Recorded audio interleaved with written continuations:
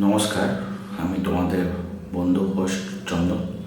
আমার channel sports স্টোরিতে সবাইকে স্বাগতম।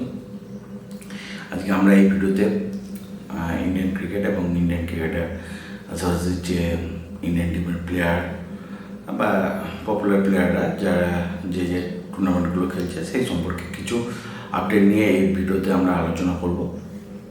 প্রথম কথা বলে রাখি যে আমাদের আপকামিং রাইজিং সুপারস্টার পোস্টার বয় সুমন গিল যে আগামী দিনে ইন্ডিয়ান টিম বা বিসিসিআই তাকে অল ফরম্যাট ক্যাপ্টেনের জন্য ভাবনা চিন্তা করছে। সেই সুমন গিলের ফ্লু হয়েছিল, আমি একটি ভিডিওর মাধ্যমে জানিয়েছিলাম। তো এখন সে পুরোপুরি ফিট এবং এনসিএ থেকে তাকে পুরো ক্লিয়ারেন্স দিয়ে দিয়েছে। সে দলীয় ট্রফি চাইলে খেলতে পারে বা অন্য কোনো টুর্নামেন্ট এলিজিবল ফর সিলেকশন।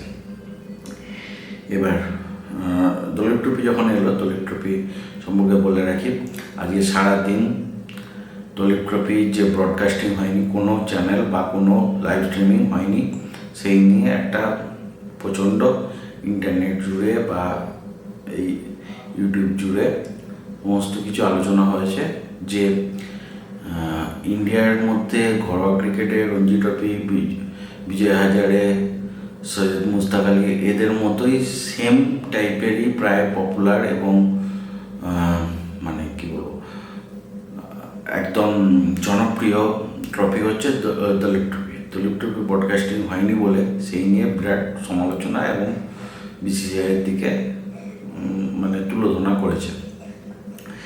তো যাই হোক, দলীপ ট্রফি সম্পর্কে আপডেট। আজকে প্রথম ম্যাচ ছিল, আজকে টুর্নামেন্টে শুরু হলো। আজকে দুটো ম্যাচ হয়েছে। একটা ম্যাচ ছিল north zone versus east zone. এই ম্যাচে বলার মতো ইস্ট জোনের হয়ে মোহাম্মদ শামি প্রথম মানে স্টার্টিং করে অ্যাটাক বল করতে শুরু করে এবং শামি ফুল ফর্মে দলীপ ট্রফিতে পার্টিসিপেট করছে। আজকে যথেষ্ট রিদমে বল করেছে। এবং আরেকটি ম্যাচ ছিল central zone versus north east zone. এবং এখানে বলার মতো নিউজ বলতে রজত পাটিদার হচ্ছে সেন্ট্রাল জোনের হয়ে খেলতে নেমে একটি সেঞ্চুরি করেছে। যাই হোক, এই ছিল দলীপ ট্রফি সম্পর্কে আপডেট। এবার আমরা আসি আমাদের এশিয়া কাপ প্লেয়ার 15 নম্বর স্কোয়াডের মধ্যে আরেকজন প্লেয়ার রিঙ্কু সিংয়ের ব্যাপারে। রিঙ্কু সিং গতকাল উত্তরপ্রদেশ টি-20 লিগে আবার একটি হাফ সেঞ্চুরি করেছে। এই ম্যাচটি মিরাট ম্যাভরিক্সের হয়ে খেলছিল রিঙ্কু সিং। তার এগেনস্টে ছিল লখনৌ ফ্যালকনস, যার ক্যাপ্টেনশিপ করছিল ভুবনেশ্বর কুমার। এবং মিরাট ম্যাভরিক্স মানে এক প্রকারে এক পেসে এই ম্যাচটিকে জয়লাভ করে। প্রথমে ব্যাট করেছিল মিরাট ম্যাভরিক্স, প্রথমে স্বস্তিক চিকারা, তারপর ঋতুরাজ এবং ঋতুরাজ বলে অন্য একটি প্লেয়ার ঋতুরাজ খেলে, আর রিঙ্কু সিং। এই তিনজনের হাফ সেঞ্চুরির অনবদ্যতে 200+ রান করে, 230-এর মতো রান করে মিরাট ম্যাভরিক্স, আর 140 রানের বান্ডিল হয়ে যায় লখনৌ ফ্যালকনস। অনায়াসে জয় হাতিয়ে নেয়। আরেকটি খবর খুব আজকে ভাইরাল হচ্ছে কেকেআর সম্পর্কিত, যে কেএল রাহুল মোটামুটি কলকাতা নাইট রাইডার্স টিমে আগামী আইপিএলের জন্য অল ক্যাশ ডিল, দিল্লি থেকে অল ক্যাশ ডিলে কেকেআর পুরোপুরি কনফার্ম করে নিচ্ছে। এটা পুরোপুরি একদম মোটামুটি ভাইরাল চলছে।